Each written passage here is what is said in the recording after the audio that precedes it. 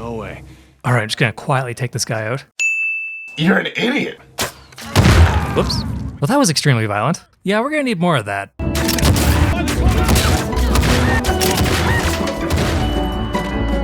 Oh, sweet, I'll take that. Like a regular Barracuda, but only more acidic.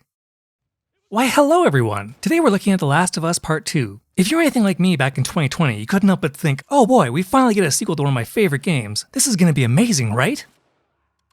It's gonna be amazing, right? Well, let's start off by asking, what's good about The Last of Us Part 2? First is the gameplay. Similar to Uncharted 4, Naughty Dog knocks it out of the park using the PS4 to provide a top-notch experience. They did a great job optimizing this game for the PS4, and it really shows in the combat. It's definitely a step up from the first game. The gunplay, melee, and general strategies available are tons of fun. Want to blow up your enemies with explosive arrows? Go to town. You want to quietly wipe out an entire squad using a silencer? Go nuts. Seriously, on multiple occasions I found myself making saves to repeat certain encounters because they were that good. Another reason the gameplay is so fun is the controls are sharp and responsive. Like when you miss, it's your fault. It's also really nice the game doesn't mess around with players when you have a headshot lined up like in the first game. You know, when enemies would just magically dodge a headshot. The last thing for gameplay is we have to mention combat is a lot faster, and as such they added a new dodge mechanic. It's a bit important when avoiding instant death with larger infected. I would sometimes forget to use it, and let's just say results will vary. Oh no! Second is the graphics, environments, and attention to detail. Graphically, this game is beautiful and serves as a great example that video games can be art. Naughty Dog nailed it on the lush forests, decaying cities, and dark tunnels. A good bit of advice would be to avoid looking at the corpses on the walls. They could grow on you. Ha! The devs did an outstanding job when looking at the technical side of this game. For example, I found almost no glitches while playing this. I did notice someone at Naughty Dog really likes breakable glass. I can see them asking, how much should we put in the game? Yes. Lastly, the best technical achievement is we can pet the dog in town. God, what a great squirrel. Third for positives is sound design. Similar to part 1, the voice acting, sound effects, explosions, and music are spectacular. The only thing I thought was strange was the new idle sound for clickers when they're wandering around. They sound louder and more aggressive when walking around, which really put me on edge at first. Clicker culture is a little weird in part 2. It'll show you the dance of its people, and the correct reply is the sweet whisper of a shotgun to its face. The fourth and final positive is gameplay modifiers, aka you get a cheat menu once you beat the game. The first game never had this, so I was thrilled when it came up in the extras menu. Consider the following. You can turn on infinite crafting and lay down trip mines. How many? As many as you want. Heck, you can put down so many it'll make the frame rate tank, and after roughly 100 they'll start to despawn. You know what though? The results were better than I expected. We still could have scars in the building. Watch each other.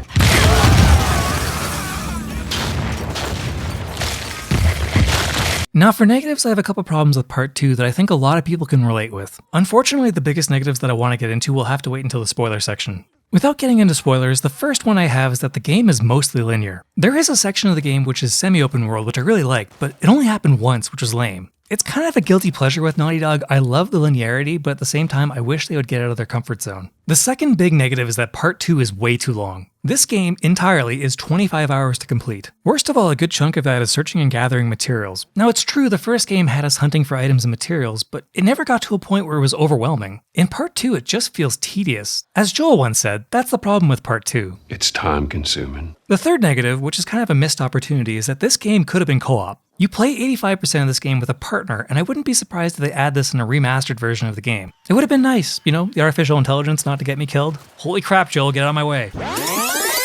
Never mind. The last item is part 2's gore and violence, which is not going to be for everyone. I don't say this about a lot of games, but man, this one really earned its mature rating. In more than one way. For example, when you shoot someone in the throat, you can hear them struggle to scream as they choke. Heads will also magically disappear. Fire off a round into a clicker's face, it'll gush with a lot of blood. You could shoot someone's arm, it'll likely come flying off. Lighting people on fire is more brutal than ever. You get the idea. Now for weapons, we have 6 primaries for Ellie. The first is a Beretta 92FS. At first it's decent, then we put a silencer on it and it turns into the Grim Reaper. So many bodies. Then we have a bolt-action hunting rifle. You could say it's pretty handy. After that there's a revolver. This thing was great in the first game, and I'm glad to see it still painting walls. It's not just paint. Then there's the pump-action shotgun. I freaking love it in this game. Of course we have the bow. It's a lot crisper this time around. You could say things really pop. And lastly, we have a silenced SIG MPX. It's a neat gun, but the accuracy is garbage. I mean, the whole point of a 9mm submachine gun is low recoil. One neat thing Naughty Dog reworked this time is the upgrade system. They put a ton of effort into every single upgrade as it alters the appearance of each weapon. Improving the fire rate of the shotgun makes it shiny. Improved grips on the Beretta increases stability. And adding a muzzle brake somehow increases damage on the hunting rifle. Yeah, that would reduce recoil, but it doesn't affect bullet velocity. Whatever, we're here to have fun. Speaking of upgrades, the player skill trees are a bit deeper this time. More skill trees will unlock as we find literature. I was pretty stoked they include craftable arrows. Nothing says I need an MRI scan like an arrow to the face. One weird thing that really bothered me was the bolt-action rifle. At multiple points we grab ammo from what appear to be M14 semi-auto rifles. Why didn't we grab one? It's a far better rifle than a bolt-action rifle in close quarters, which makes up most of the combat in-game. On top of this, the game also includes bullet drop on long-distance shots. Okay, cool, maybe I can use this. Nope. Nope. Nope. Nope. No, I can't. Really, the question here is why is this a feature in-game? When my bullets did drop in medium-range combat, I was taken off guard. Seriously, hunting rifle rounds shouldn't drop that quickly. Luckily, the melee combat is still wicked fun. Ellie, of course, doesn't hit as hard as Joel, but she swings a hammer like a champ. Let's just say melee combat works when it needs to. Sir, do you mind? We're running for our lives. Oh yeah, one last thing. You can even kill a dude and catch his weapon in midair. Oh yeah, that was cool. Moving on, craftable weapons are still a blast. Literally, trip mines will actually blow you up. These things are seriously not my forte. I will say they come in awfully handy when chumps are trying to sneak up on us. Gotcha, bitch! God, I love Molotov cocktails, but keep in mind they're not that powerful at the start. Until they're upgraded, enemies are way less likely to perish when lit on fire. What the hell, game? Oh well, we'll have to be a little more generous with the number of Molotovs we throw. I mean, fire is always a great problem solver. Oh, that's your cure for everything. Okay, next let's dive into enemies. First ones we need to talk about are the infected. First we have runners. No, sit back down. Then there's the stalkers. Oh, hey, don't mind me, just passing through. After that we have clickers. Stealth killing them is dumb. It's like trying to stealth kill a wood chipper by shoving your hand into its most dangerous part. Then we have a new addition, shamblers. They're like a subpar bloater which spew acid clouds. You really need to watch out. When they die, they release a very large cloud. Uh-oh. And lastly, we have bloaters. They're a little more aggressive this time. Get over here! Jokes aside, we didn't talk about how much creepier the stalkers are in part 2. These things are a bit of a left turn in gameplay as they don't show up in listening mode. The whole I don't hear anything strategy kinda gets thrown out the window. That it? I don't hear anything. Sounds good, doesn't work. It's awesomely nerve-wracking they'll try to flank and swarm you at all times. Movement is a good countermeasure, but it gets chaotic quickly. I found trip mines to be very handy when dealing with these freaks. Gotcha, bitch! Part of me kinda misses the chattering sound from the first game, and after a couple encounters, you notice these guys are really bad at hiding. Oh, found you.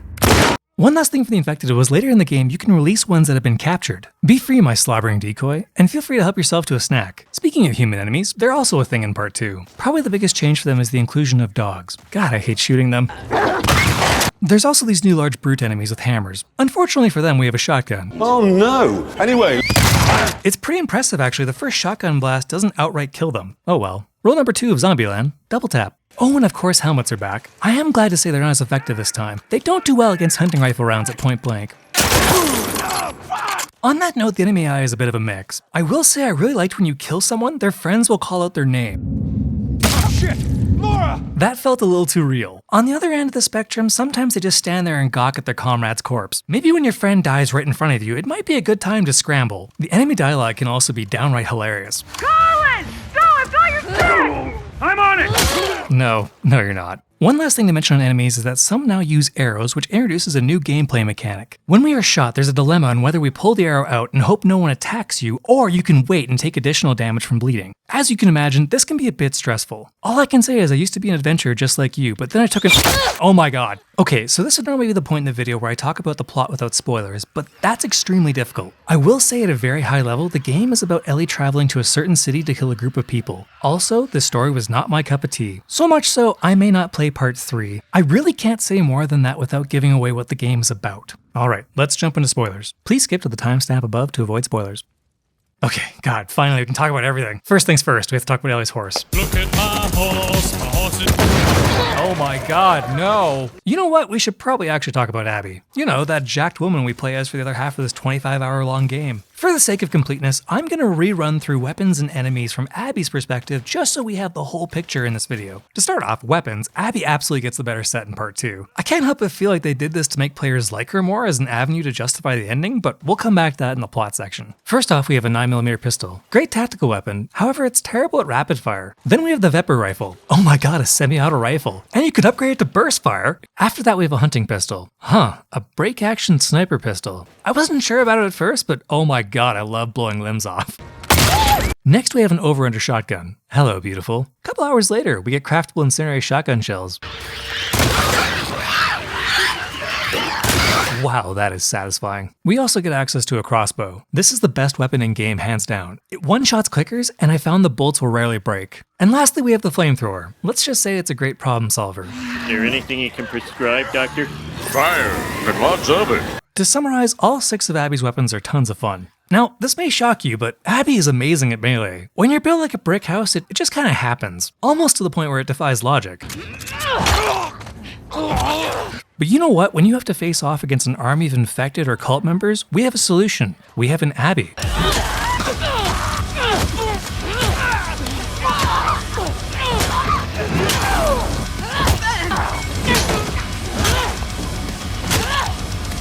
I know a lot of people didn't care for Abby in the game, but I think we can all agree her playstyle was very enjoyable. With her improved weapons, pipe bombs, and raw strength, she's a ripping good time. Literally.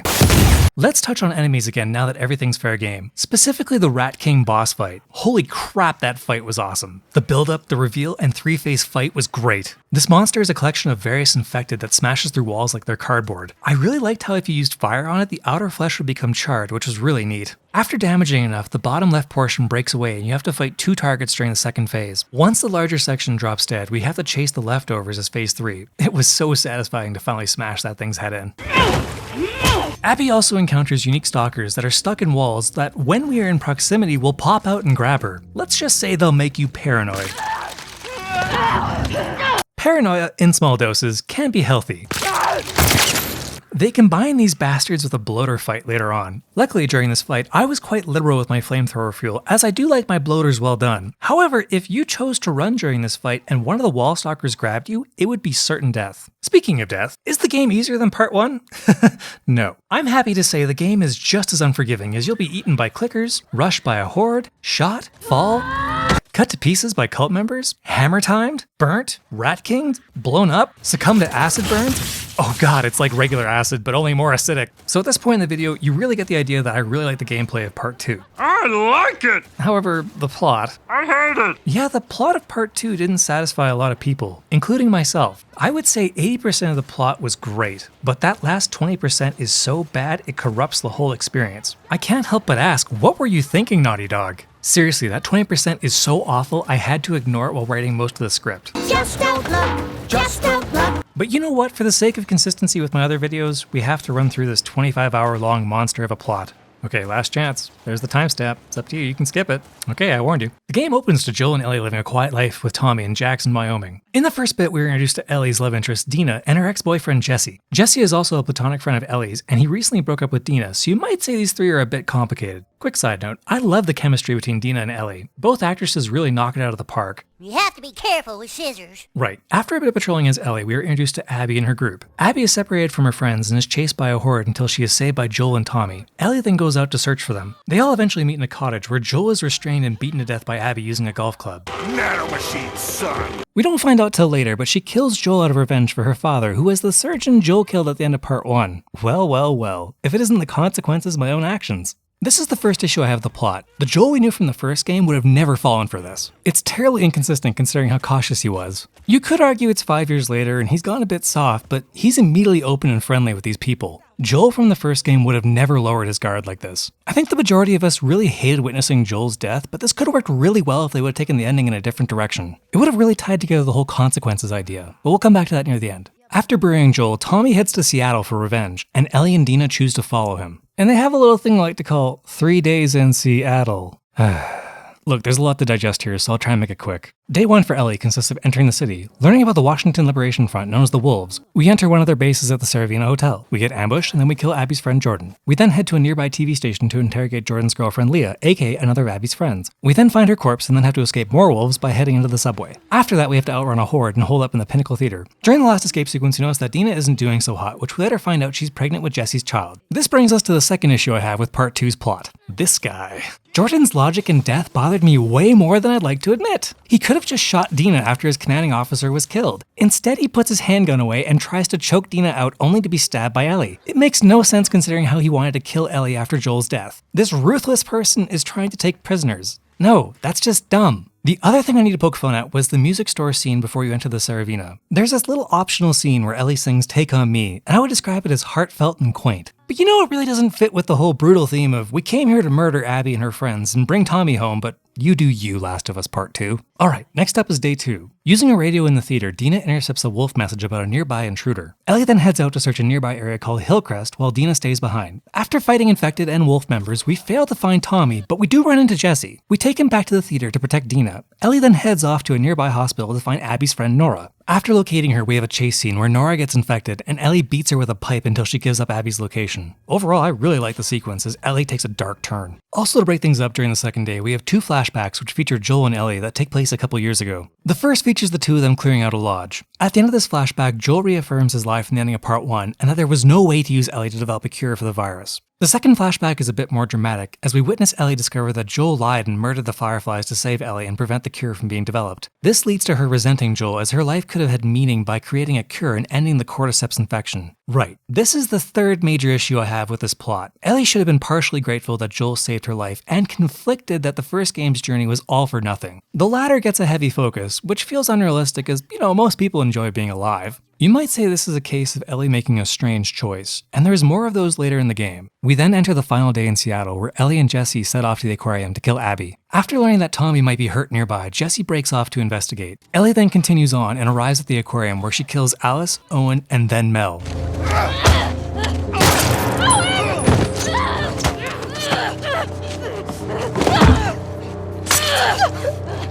To Ellie's disgust, she discovers that Mel was pregnant. She then collapses in shock as Tommy and Jesse arrive and take her back to the theater. Once Ellie calms down, they discuss what options they have, and without any leads on Abby, they decide it best to head home. As they start to pack, Abby enters the theater and attacks Tommy. Jesse and Ellie run into the lobby to save Tommy, but Jesse is immediately shot in the head. Abby then has Ellie disarmed by threatening to kill Tommy, and then tells Ellie, "You killed my friends, we let you both live, and you wasted it." The scene cuts to black, and we switch to Abby's perspective 5 years earlier. There's a bit of brief setup for Abby's father and her love interest Owen. We then get a quick recap of Abby finding her father's corpse, and cuts to her revenge on Joel. We then jump back to the present day with Abby awakening on the first day of Seattle. From this point, we play as Abby, where we parallel Ellie's 3 days, which is a pretty cool gameplay concept. The first day involves Abby going on patrol with Mel and Manny, where they are attacked by a cult called the Seraphites. This group serves as the main enemy of the Washington Liberation Front that live on a nearby island, which, fun fact, also contains the Space Needle. We'll just assume the terrain of Seattle is different from what it is now, as Seattle's actually an isthmus. It should be noted that Seraphites are actually referred to as scars by the wolf, as they receive cuts to their faces as a maturity ritual. Anyways, after a bunch of firefights, wolf reinforcements arrive and we travel to a forward operating base to speak with the leader of Wolf, Isaac. During his introduction, we see that he's a brutal man who tortures scars routinely for information.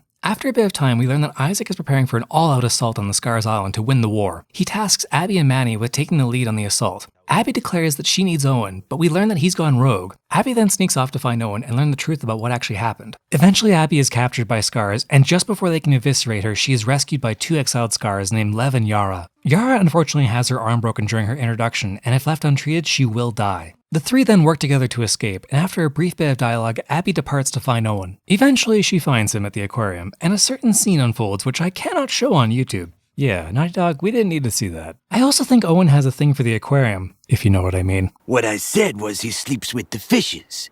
You see... Tony, please, no! The next morning we learn that Owen betrayed a fellow Wolf member after he hesitated to kill a senior-aged Scar. He plans to leave Wolf and rejoin the Fireflies in California. In parallel to this, Abby then goes back to find Yara and Lev due to an ominous dream and brings them to the aquarium. Once they get settled, Mel takes a look at Yara's arm, and unfortunately her arm will need to be amputated. This leads to Abby and Lev traveling to a nearby hospital for supplies. For the record, I really like Lev. He was originally a she, and he was going to be married to one of the elder Scars of the village, which led to him and Yara trying to escape. During our travels, we learn this was a massive betrayal to their mother, who was a die-hard Seraphite. Upon arrival at the hospital, Abby is captured after going rogue and trying to find Owen. Luckily, Nora intervenes and frees Abby and shows her where there might be supplies down in the basement. After a brief run-in with the Rat King, Hello there. we head back with medical supplies and Mel amputates Yara's arm. Yay, I guess? We then come to day 3, where Owen tries to convince everyone to travel to California with him. This causes Lev to storm off and try and convince his mother to come with them, but she's back on Scar Island. Unfortunately, Yara believes he'll be killed, and to make things worse, he took the only goddamn boat.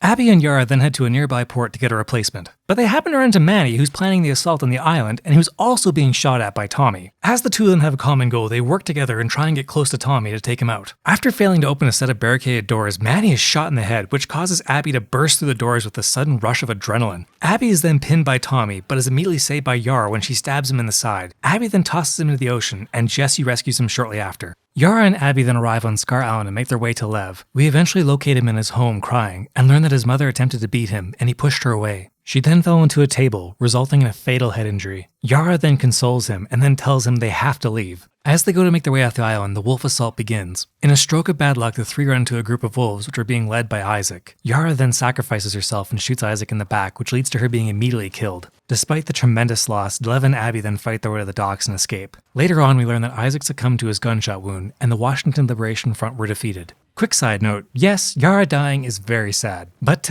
Abby loses all her guns.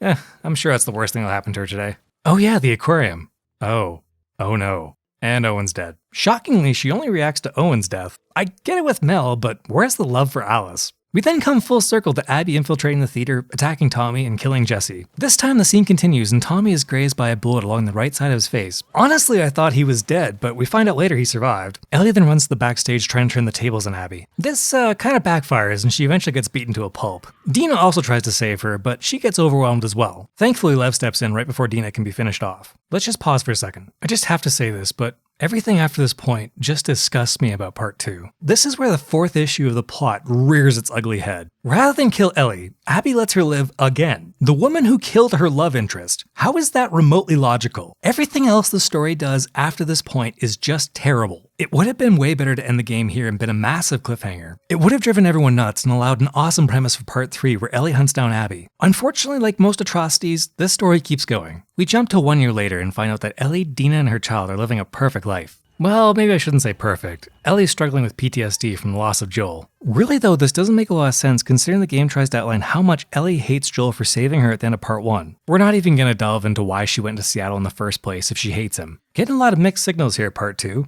Anyway, eventually Tommy comes back with the lead on Abby and proposes they hunt her down. Ellie says no, but later changes her mind and starts to pack. Dina then tries to convince her to stay, but is unsuccessful. I know I mentioned earlier how disjointed Joel's character was from part 1 to part 2, but this really hits home how part 2 screwed up Ellie's character. Ellie straight up leaves behind her dream ending with Dina. Let's go back to part 1 with this one scene with Sam.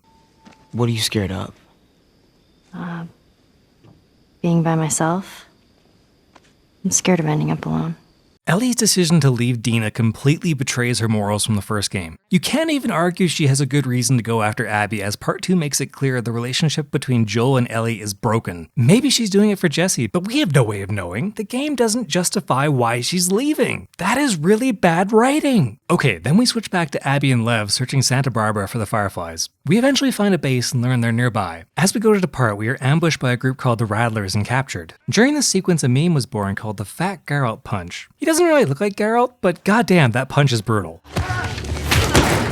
We then switch over to Ellie, where she then finds Abby's sailboat, runs into the Rattlers, learns the location of Abby, and enters their main base. Eventually, we locate Abby and free her and Lev. Abby's not looking so good, she's definitely malnourished. Once Abby puts Lev in a nearby boat, she's confronted by Ellie to fight her. Why she didn't just kill Abby when she was hanging on the cross, I don't know. They then brawl for a bit, and the main takeaways is that Ellie has 2 of her fingers bitten off, and Abby gets pinned underwater. Ellie then has a flashback about trying to forgive Joel, and in turn lets Abby live. Abby then jumps into the boat with Lev, and they head off to meet the Fireflies. I will say it's kind of nice that Abby gets a happy ending. Ellie, on the other hand, she returns home to find it's empty. Dina and her son are long gone. Ellie then sits down to play her guitar, but can't play all the notes due to her missing fingers. She then walks away from the empty house and the game ends. No point in beating around the bush. This is a terrible ending. The game goes out of its way to not give the audience what it wanted. If the objective was to piss off an entire fan base, this is the way to do it. The entire purpose of The Last of Us Part 2 is revenge on Abby. Part 2 would have been completely different if the game did a good job on the rationale of Santa Barbara and why Ellie lets Abby live. In comparison, Part 1 did a good job on why it ended the way it did by putting a heavy emphasis on Joel and Ellie's relationship. It completely justifies Joel's decision at the end of Part 1. Part 2's reasoning just doesn't work. For example, the scene that flashes back when Ellie lets Abby go took place the night before the start of the game. Just a bit of context, that's a year before that event. And to make it even worse, it's just Ellie telling Joel, "I will try and forgive you." There is no way it's enough to justify Ellie trying to kill Abby twice and then forgiving her. Another aspect I need to raise is the game is designed to make us favor Abby over Ellie. Not only is Abby more powerful by design, but she's made to make better decisions while Ellie is made to do the opposite. Honestly, I think it would have been better if they would have left Joel and Ellie out of Part 2 completely. This way the focus could have been on Abby and the war between the Scars and the Wolf for Seattle. It would have refined the narrative and made it easier to justify why this game even exists. Okay, I have one last thing I have to mention for the plot. I think the best way to fix this story would have been if Ellie got to the very end and was about to finish off Abby and screamed that she never got the chance to apologize to Joel for how she treated him. She wanted to follow through on her promise and try and forgive him, but she never got the chance. She would have then snapped and followed through with drowning Abby. Ellie would then return home and suffer the same consequences of leaving Dina. This would have completely paid off the conflict with Joel and maintained the narrative that revenge is self-destructive. But don't take my word for it. It's a bit fishy.